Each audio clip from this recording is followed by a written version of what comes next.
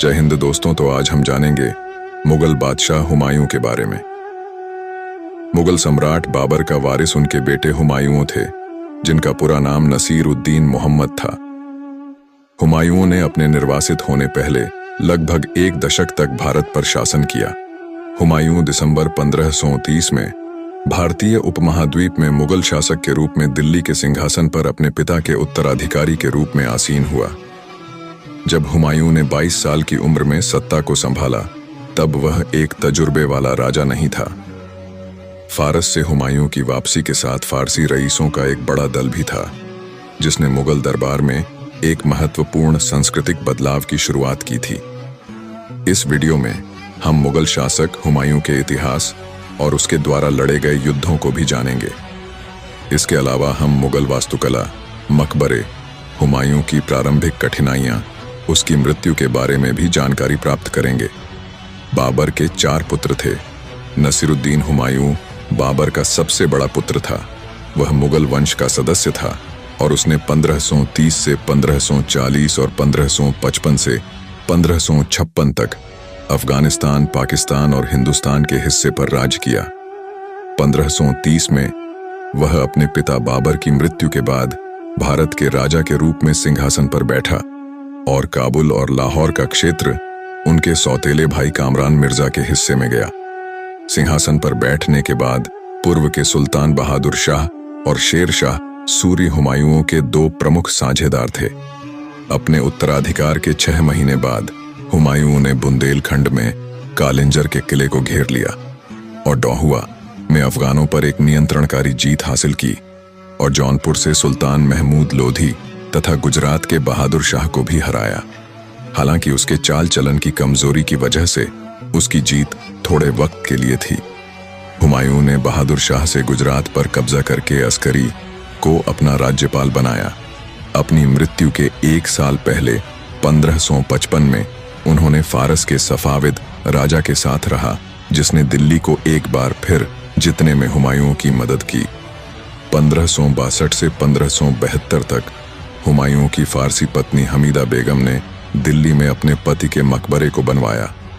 मीराक मिर्जा ग्याउत एक फारसी वास्तुकार हैं, जिन्होंने हेरात, जो अब अफगानिस्तान में है, बुखारा, जो अब उज्बेकिस्तान में है, इसके अलावा के डिजाइन का काम किया था। एक जगह लिखा हुआ है, सूफी चिश्ती समकालीन संत निजाम अल दीन औलिया की कब्र यमुना नदी के किनारे इमारत के स्थान के नजदीक है।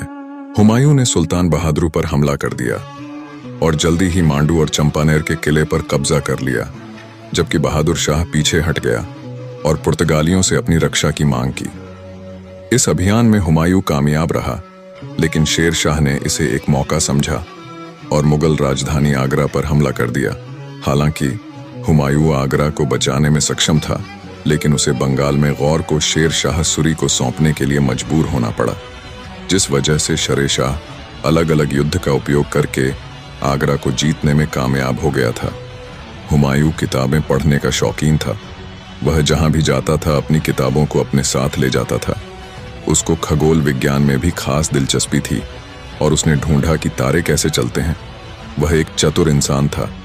हुमायूं ने दिनों को खुशी से भरने के लिए दिलचस्प चीज की, जैसे कि हफ्ते के अलग अलग दिन अलग अलग रंग के कपड़े पहनना। हुमायूं के भाई तथा कंधार के राजा कामरान ने उसका साथ देने से इनकार किया और शेर शाह के साथ समझौता कर लिया। इसीलिए हुमायूं भारत छोड़कर लाहौर जाना पड़ा। जब शेर शाह लाहौर पहुंचा तो हुमायूं ने उसे यह कहते हुए एक एक मैसेज भिजवाया, मैंने तुम्हारे लिए पूरा हिंदुस्तान छोड़ दिया, लाहौर को अकेला छोड़ दो और सरहिंद को बंटवारे की बॉर्डर बना लो। शेर शाह ने उसे संदेश भेजकर जवाब दिया, मैं तुम्हारे लिए काबुल छोड़ दिया, तुम्हें वहां जाना चाहिए। हुमायूं को लाहौर से जाने के लिए मजबूर होना पड़ा और फारस में रुकना पड़ा। उसने फारस के राजा की मदद से अपनी सल्तनत वापस पाली और कंधार को फिर से जीत लिया। दूसरी तरफ उसका भाई कामरान हुमायूं को जान से मारने की कोशिश करने लगा, लेकिन फिर भी हुमायूं ने अपने सभी भाइयों को उनकी खामियों की वजह से लगातार उन्हें माफ करता रहा। शेर शाह ने 1540 से 1545 तक भारत पर राज किया। 1545 में उसकी मृत्यु हो गई।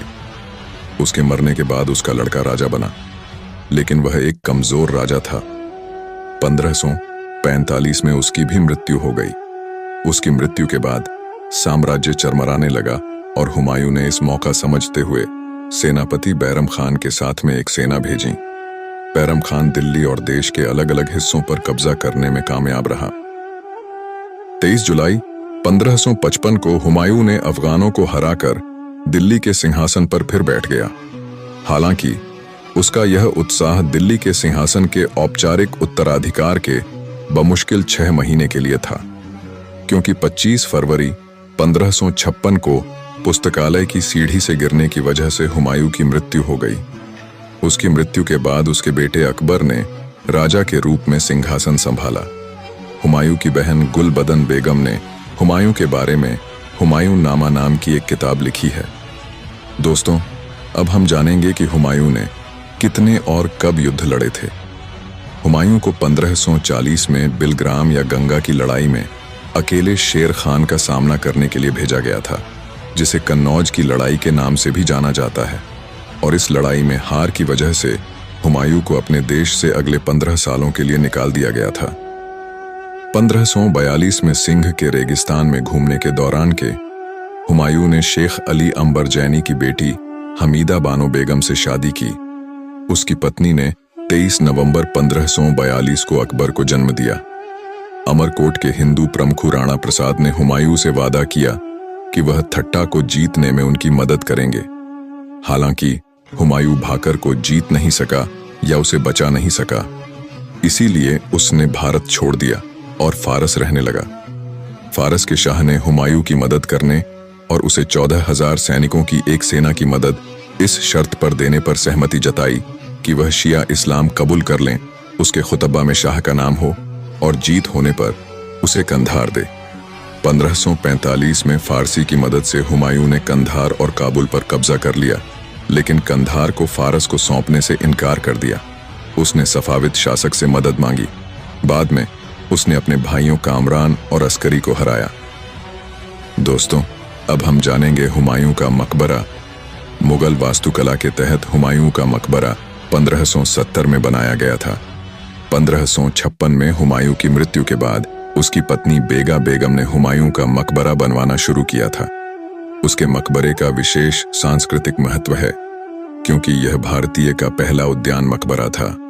इसने कई प्रमुख वास्तुशिल्प नवाचारों को प्रेरित किया, जिसकी परिणति ताजमहल के निर्माण में हुई। हुमायूं का मकबरा अपने पैमाने के लिए प्रसिद्ध है और फारसी दोहरे गुंबद का उपयोग करने वाली पहली भारतीय इमारत है। यह एक ज्यामितीय रूप से व्यवस्थित बगीचे में स्थित है, जिसमें कई जलमार्ग इसे पार करते हैं, जिस कारण यह एक स्वर्गलोक सा अनुभव प्रदान करता है। हुमायूं ने भारत में विशिष्ट फारसी उद्यान पेश किए, जो वर्तमान में दिल्ली के लाल किले और आगरा में ताजमहल में देखे जा सकते हैं। संरचनात्मक रूप से ये उद्यान फारसी शैली स्थापत्य में बने हुए हैं। यह तैमूर शैली की वास्तुकला के कई मुगल निर्माणों में से एक है। समरकंद में तैमूर का मकबरा तैमूर वास्तुकला से प्रभावित कई मुगल निर्माणों में से एक है। हुमायूं एक अभिमानी तैमूर था, जिसने समरकंद को जीतने में अपनी हार पर दुख जताया था। यह मकबरा 14वीं शताब्दी के सूफी संत हजरत निजामुद्दीन औलिया के तीर्थस्थल पर केंद्रित एक अत्यंत महत्वपूर्ण पुरातात्विक स्थल पर स्थित है। दोस्तों, आप मुझे कमेंट बॉक्स में बताइए अगली वीडियो किस राजा या रानी के बारे में होना चाहिए। तब तक के लिए जय हिंद।